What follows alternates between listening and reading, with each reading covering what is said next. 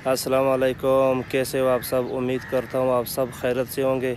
मैं हूँ मिस्टर ख़ान और आप देख रहे हैं यूट्यूब चैनल दुनिया की सैर। ये जो सामने आपको नज़र आ रहा है ये निगार खाना है मुल्तान में। इसके अंदर बहुत डिज़ाइन है, पुराने वक्तों के जो मुख्तलिफ डिज़ाइन है।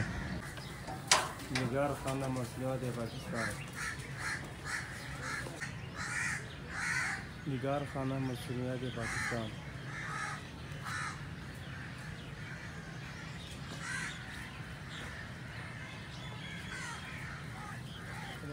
चलते हैं साथ दिखाते भी और पार्क में चलते हैं। आप जो है मैंने कभी मैं उधर कभी नहीं